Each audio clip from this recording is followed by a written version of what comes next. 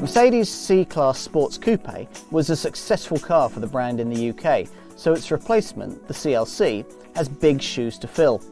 It looks for all the world like a truncated version of the current Mercedes C-Class, but in order to keep development costs down, the Stuttgart engineers actually base the CLC on the older model. Most buyers won't care. This car isn't about cutting-edge handling anyway. Mercedes' quality, great looks and affordable pricing continue to be its biggest draws. When you consider that you could put an old-shaped Mercedes C-Class Sports Coupe on the road for only a couple of £1,000 more than a top Hyundai coupe, it's not difficult to see why Mercedes sold so many here. Now, continuing that success story without hiking up prices was the dilemma in developing its replacement, the CLC, which is why dealers probably breathed a sigh of relief with the news that the Stuttgart engineers had based the CLC on the old car in order to keep affordability to the fore. This car remains recognisably a C-Class Sports Coupe, but has been brought up to date in certain areas while wearing the face of the current shaped C-Class saloon. Now, as before, it's not the last word in chassis dynamics, but it's a tidy handler and has a solid range of engines. Most CLC buyers will be choosing between a quartet of 4-cylinder engines and a couple of 6-cylinder ones. Outputs range from the modest 122 brake horsepower to the muscular 272 brake horsepower, and they're pretty much all carried over from the old C-Class Sports Coupe range, and very good they were there too. The headliner, the CLC-350, is rather surprisingly more relaxed than the compressor units at the other end of the lineup.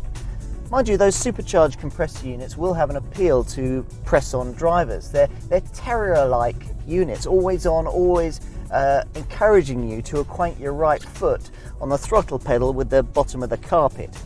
The CLC 350 Sports Coupe is a more mature, relaxed car, albeit one that carries a big stick. It'll sprint from rest to 60 in 6.4 seconds on the way to an electronically limited top speed of 155 miles an hour. For the majority of the buyers though, the CLC 200 compressor will be a more accessible car, and that features an improved power output of 183 brake horsepower. If running costs are priority, it's also worth considering the CLC 200 and CLC 220 CDI models. It's the 220 diesel model that I'm driving here. All models come with a 6-speed manual gearbox that's a heck of a lot better than the old school Mercedes style manual transmissions.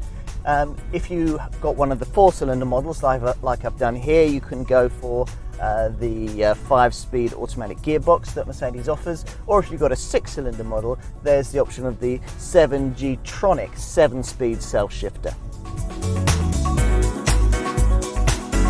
Mercedes does much to try and dispel the impression that the CLC is just an old C-Class Sports Coupe that's had a facelift.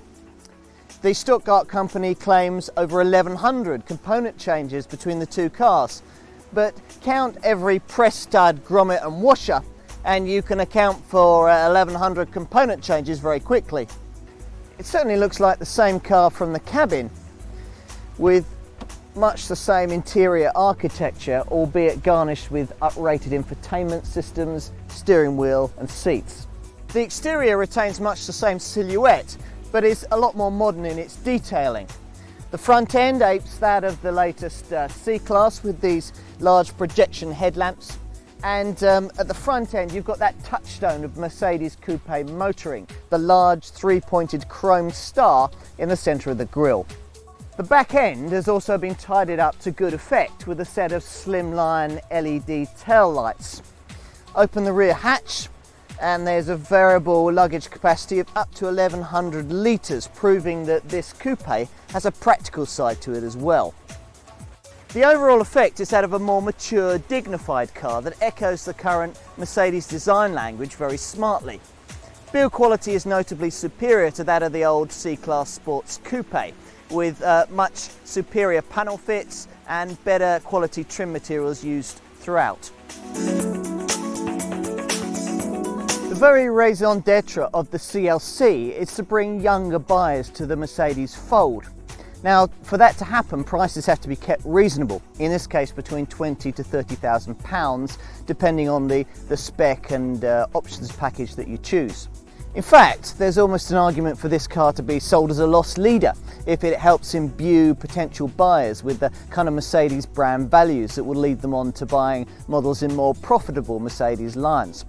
In order to keep prices down, many of the more desirable options reside on the extras list, and it's worth bearing that in mind when comparing this car to other prestigious sports coupes that may come better equipped. It's a fair bet that none of these will come with anything quite so sophisticated as Mercedes' latest range of infotainment systems. Now, 3 units are available, and they come with features like colour screen, speed sensitive volume control, Bluetooth integration, and inputs for your USB stick, your iPod, or all kinds of other external bits and bobs. You can opt for a audio 50 APS or a command APS satellite navigation system, the first coming with a Europe-wide DVD, the second with a hard disk based setup. The Mercedes CLC should perform very well in terms of residual values, as there's never a shortage of customers looking for sensibly priced Mercedes, especially models that feature a relatively fresh face. Insurance groupings range between 13 and 18, so there should be a model to suit most target pockets. Fuel economy is an area where the CLC scores relatively heavily. The CLC 200K Sports Coupe model, for example, returns a combined fuel economy average of around 35.5 miles to the gallon. And that's not too shoddy for a 183 brake horsepower sports coupe. Mind you, if you really want to reduce the frequency of your visits to the local fuel station, try the CLC 200 CDI diesel variant. That car manages a combined fuel economy average of 48 miles to the gallon, and that means you'll get about 1,000 kilometres from a tank full of DERV. CO2 emissions, well, they range between 161 grams per kilometre and 225 grams per kilometre across the CLC range. Why reinvent the wheel if you don't have to, particularly if in doing so you put said wheel out of reach of its intended customers? So it is that the CLC continues in the footsteps of its predecessors, offering Mercedes brand values with stylish looks at relatively modest prices. Its appeal has been updated just enough for it not to look out of place in a gleaming Mercedes showroom next to more precious metal.